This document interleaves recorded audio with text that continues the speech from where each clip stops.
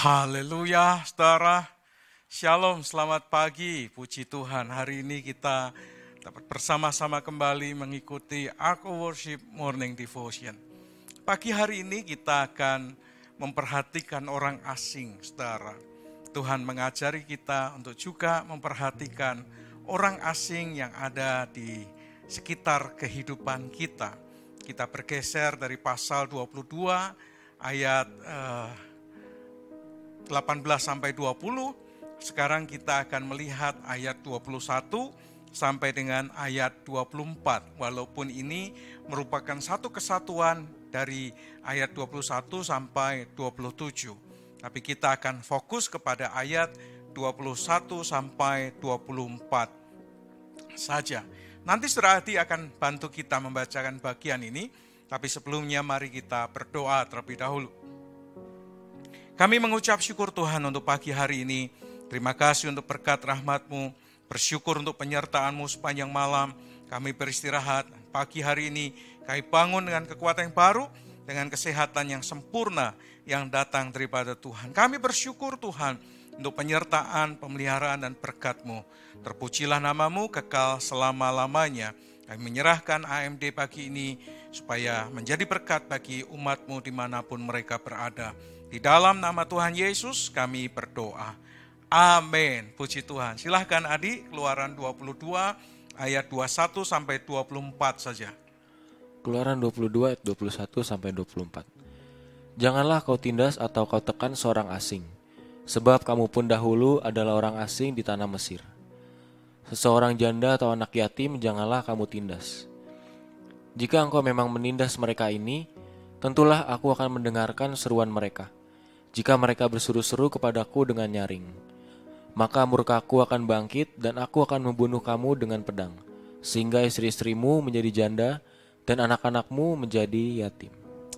Amin untuk firman Tuhan. Saudara, kalau saudara perhatikan ayat 21 sampai 24, maka kita akan menemukan beberapa kelompok orang yang diperhatikan oleh Tuhan.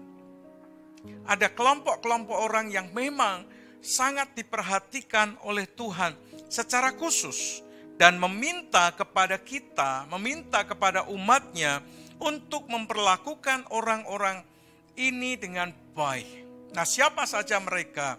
Yang pertama dikatakan adalah orang asing. Yang kedua adalah janda dan yang ketiga adalah anak yatim. Saudara, siapakah yang dimaksud dengan orang asing? Janda dan anak yatim di sini, saudara.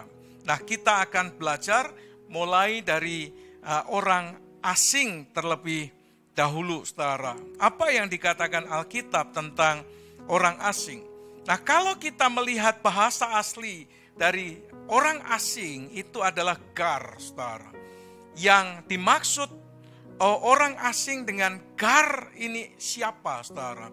Yaitu orang asing yang berada di tengah-tengah mereka, yang ikut keluar dari tanah Mesir ketika mereka dibebaskan oleh Allah dari perbudakan di Mesir. Jadi kata orang asing atau gar yang dimaksud di sini bukan orang asing yang di luar kehidupan mereka, bukan orang asing yang ada di luar negeri atau di luar wilayah mereka. Tetapi yang dimaksud orang asing adalah orang yang ketika mereka bersama-sama keluar dari Mesir menuju ke tanah Kanaan. Mereka yang dibebaskan oleh Allah. Nah, selain itu kata gar juga berarti penduduk yang bukan bagian dari keturunan Yakub. Ini jelas bahwa yang dimaksud orang asing adalah kelompok orang yang ada di tengah-tengah mereka, tetapi tidak berasal dari garis keturunan Yakub yang tinggal bersama dengan mereka untuk sementara waktu lamanya. Nah, selain kedua pengertian di atas, maka kata gar juga berarti pendatang baru yang tidak memiliki hak waris. Jadi ada orang-orang yang datang kepada mereka sebagai umat Allah, tetapi mereka tidak punya hak waris. Seperti yang ketika kalau kita membaca kitab Yosua, maka suku-suku Israel keturunan Yakub memperoleh milik pusaka, ahli waris. Nah, sementara para pendatang baru ini, mereka tidak mendapatkan hak waris. Kenapa? Karena mereka bukan dari keturunan Yakub. Jadi sudah sangat jelas di sini bahwa Allah mengasihi orang asing karena mereka adalah orang-orang yang sebetulnya tidak mendapatkan hak waris, saudara. Mereka homeless, landless. Mereka tidak punya tanah, mereka homeless, mereka tidak punya rumah, mereka tidak punya siapa-siapa. Mereka hanya sebagai orang asing di tengah-tengah mereka. Tidak memiliki hak waris, tidak memiliki tanah yang dijanjikan oleh Tuhan. Sebagaimana Allah mengasihi mereka, demikianlah Tuhan menuntut umatnya agar mengasihi orang asing seperti Tuhan memperhatikan mereka, seperti Tuhan mengasihi mereka. Saudara, di antara kita ini sebetulnya banyak dalam tanda kutip orang-orang asing yang belum mendapatkan hak waris sebetulnya. Ada orang-orang asing yang ada di sekitar kita yang belum memiliki hak mendapat bagian dalam kerajaan surga. Mereka adalah orang-orang asing yang perlu mendapatkan perhatian, yang perlu mendapatkan kasih, yang perlu mendapatkan sesuatu di mana dia boleh merasakan sebagai orang asing, mereka dapat menikmati bagian dari kerajaan surga. Saudara, sekalipun mereka tidak mendapat hak waris di tanah perjanjian, tetapi mereka memiliki hak untuk tinggal di tanah perjanjian yang sesungguhnya bersama-sama dengan Bapa di sorga. Saudara, kita ini bukan orang Israel, bukan orang Yahudi, tapi hari ini kita mendapatkan bagian warisan dari kerajaan sorga. Kita ini orang asing yang diperhatikan oleh Allah.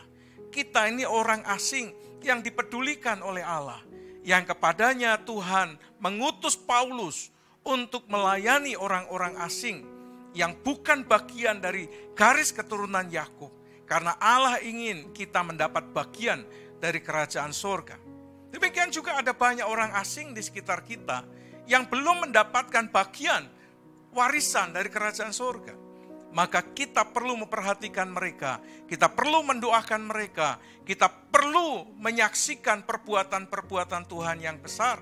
Sehingga sekalipun dia adalah orang asing, dia boleh percaya kepada Allah yang empunya langit dan bumi, yang dengan kasihnya akan memberikan kepadanya bagian dari kerajaan surga apabila mereka percaya kepada Tuhan.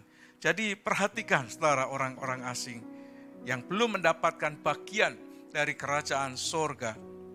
Yang kedua adalah janda. Bahasa Ibraninya adalah almana. Nah, kata ini menggambarkan seorang perempuan yang hidup sendiri oleh karena sudah ditinggalkan oleh suaminya. Menjadi janda bukan karena perceraian. Ingat saudara, almana di sini bukan menjanda karena perceraian, tetapi karena kehilangan suaminya oleh karena kematian, saudara. Janda oleh karena ditinggal suaminya bukan karena perceraian, tapi karena suaminya telah dipanggil pulang ke rumah Tuhan. Pada situasi dan kondisi sebagaimana yang dialami, perempuan ini tidak memiliki lagi seseorang yang menjadi sandarannya. Seseorang yang menjadi tempat di mana dia bergantung. Seseorang yang menjadi tempat di mana dia berharap mendapatkan dukungan, mendapatkan kekuatan, mendapatkan perhatian. Dia tidak punya seseorang yang membuat dia dapat meletakkan kepalanya di sandaran, di bahu seseorang yang disebut sebagai suaminya. Tidak lagi memiliki seseorang yang akan mencukupi kehidupannya secara materi. Saudara, ingat kisah janda dari seorang istri, dari seorang nabi yang sudah meninggal pada zaman Elisa. Saudara, dia kehilangan suaminya karena suaminya telah meninggal. Sehingga hidupnya menjadi sangat miskin dan terlilit dengan banyak utang, saudara. Tuhan melalui Elisa memperhatikan hidupnya. Dia menurunkan berkat kepada janda ini dengan membuat minyak di satu buli itu berlipat kali ganda. Menjadi minyak yang menjadi banyak, dia dapat menjualnya dan dapat mencukupi kehidupan sehari-harinya. Setelah dia membayar hutang lunas, lalu kemudian dia hidup dari sisanya. Saudara, Tuhan ingin supaya kita, umatnya, memperhatikan janda yang secara khusus mengalami keadaan seperti itu karena kehilangan suaminya. Ada bagian-bagian di gereja yang kita temukan ada janda-janda oleh karena ditinggal oleh suaminya. Saudara, gereja dipanggil untuk memperhatikan mereka. Gereja dipanggil untuk mendoakan mereka, mendukung hidup mereka. Saya bersyukur di AOE hal seperti ini dilakukan. Kami punya yang namanya Lumbung Yusuf. Ini adalah sebuah sebutan saja atau nama yang memudahkan kami untuk menggambarkan bahwa kami punya satu lumbung yang kami kumpulkan dari persembahan, lalu kemudian kami belikan produk-produk atau bahan-bahan makanan, lalu di-delivery kepada jemaat-jemaat Tuhan. Tidak banyak, tetapi ini sangat menolong dan memperhatikan jemaat Tuhan yang lainnya. Saudara, saya berdoa kita menjadi orang-orang yang memperhatikan. Bagaimana dengan anak yatim, saudara? King James menerjemahkan dengan fatherless child. Wow, anak yatim itu diterjemahkan dengan fatherless child. Artinya anak yang tidak lagi memiliki ayah. Seorang yang menjadi tempat dia bergantung. Dalam bahasa Ibraninya yatom. Saya punya teman namanya Yotam. Tapi ini bukan Yotam tapi yatom. Yang artinya fatherless child. Saudara, kata ini bisa berarti benar-benar as an orphan. Seorang anak yang memang tidak berayah dan tidak beribu lagi. Tetapi kata ini juga berarti fatherless, hidup tanpa ayah. Saudara, bagi anak-anak seperti ini, umatnya diharapkan menjadi orang tua. Saudara, umatnya diharapkan menjadi ayah dan menjadi ibu bagi anak-anak seperti ini. Maka seperti Yesus mengatakan kepada Yohanes, Yohanes, lihatlah, inilah ibumu. Ibu, lihatlah ini anakmu. Saudara, Yohanes kehilangan Yesus. Satu-satunya orang yang dia rasakan sebagai pribadi yang sangat mengasihi. Tapi dia kehilangan Yesus hari itu karena Yesus mati di atas kayu salib. Sebelum Yesus mati, dia menyerahkan anaknya, Yohanes, supaya menjadi anak dari ibunya. Dan ibunya yang mungkin sudah menjanda itu memiliki seorang anak yang lain, pengganti dirinya. Saudara, sehingga Maria ada yang memperhatikan. Demikian juga Yohanes, dia memiliki ibu sebagai tempat yang kepadanya dia bisa bergantung, yang kepadanya dia memiliki seorang figur yang baik. Tetapi saudara, lebih daripada itu, banyak anak hari-hari ini, di zaman ini, saat ini, yang kehilangan figur ayah dalam hidupnya, dalam dirinya, saudara. Memiliki ayah tetapi kehadiran dan dampaknya tidak ada di dalam hidupnya. Memiliki ayah tapi kehadirannya seperti tidak ada. Dan dampak tidak dia rasakan. Memiliki bapa tetapi tidak merasa seperti memiliki seorang bapa, saudara. Itu sama seperti tukang ketupat sayur bercerita tentang anaknya. Ya, suatu hari saya makan tupat sayur di depan rumah, di perumahan kami. Ada orang yang jual tupat sayur. Saya tanya, anakmu yang paling gede kelas berapa? Udah SMA. Anakmu kok tidak membantu kamu? Padahal sekolahnya sore. Aduh, anak saya malas sekali. Kalau dinasihati marah. Kalau diomongin sedikit marah. Wow, saya berkata ini bahaya. Berarti waktumu sebetulnya tidak banyak dengan dirinya. Saya berkata sekali-kalilah ajak anakmu ngopi. Ajak anakmu makan bareng. Sekali-kali jangan pikirannya duit. Sama kayak kereta ya. Duit. Susah. Duit. Susah. Ya kalau sekarang mungkin bunyinya tidak begitu. Ya, saudara, ada banyak orang tua yang kehilangan anaknya. Dan ada banyak anak yang kehilangan bapaknya. Ada bapaknya, tapi figurnya, kehadirannya tidak dapat dirasakan. Saya berkata kepada bapak tukang tupat sayur itu, sekali-sekalilah kamu off. Sediakan waktu untuk anakmu. Dan ajak dia bicara secara pribadi. Nantikan anakmu balik dengan dirimu. Saudara, jangan sampai anak-anak kita fatherless child. Anak-anak yang hidup tanpa ayah. Saya berdoa anak-anak kita bukan motherless child. Bukan anak-anak yang serasa tidak memiliki seorang ibu dalam kehidupannya. Oleh karena itu saudara, melalui AMD ini saya ingin menyampaikan, jadilah ibu bagi anak-anakmu. Hadirlah untuk mereka. Jadilah ayah bagi anak-anak yang Tuhan anugerahkan. Jangan sampai anak-anakmu menjadi fatherless child dan motherless child. Tapi sebaliknya saudara, kita di gereja, di komunitas kita, jadilah ayah, jadilah ibu bagi mereka yang fatherless child maupun yang motherless child. Anak-anak banyak datang ke gereja tanpa orang tuanya, bukan? Jadilah orang tua untuk mereka. Jadilah bapak untuk mereka.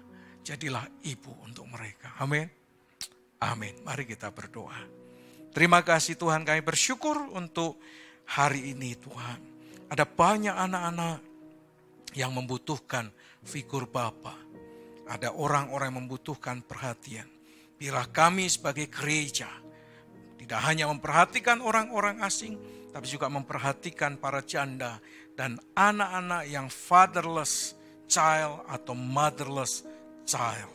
Terima kasih Bapa. Telah AOW menjadi gereja yang peduli, simpati, dan memberikan perhatian khusus kepada mereka. Terima kasih Bapak, kami bersyukur, berkati anak-anakmu, urapi kedua tangan anak-anakmu, sehingga apa saja yang dikerjakan oleh mereka dibuat oleh Tuhan berhasil. Di dalam nama Tuhan Yesus Kristus. Kiranya damai sejahtera dari Allah Bapa, cinta kasih sayang daripada Tuhan Yesus Kristus, persekutuan, pertolongan, pimpinan, kuasa Roh Kudus, membuat kami tidak menjadi fatherless child atau motherless child. Menjadikan umatmu jadi umat yang memiliki Bapa, yang diperhatikan oleh Bapa, dipelihara oleh Bapa. Di dalam nama Tuhan Yesus Kristus. Amin. Puji Tuhan saudara. Selamat beraktivitas, selamat bekerja, selamat menikmati berkat dan anugerah Tuhan. You are blessed.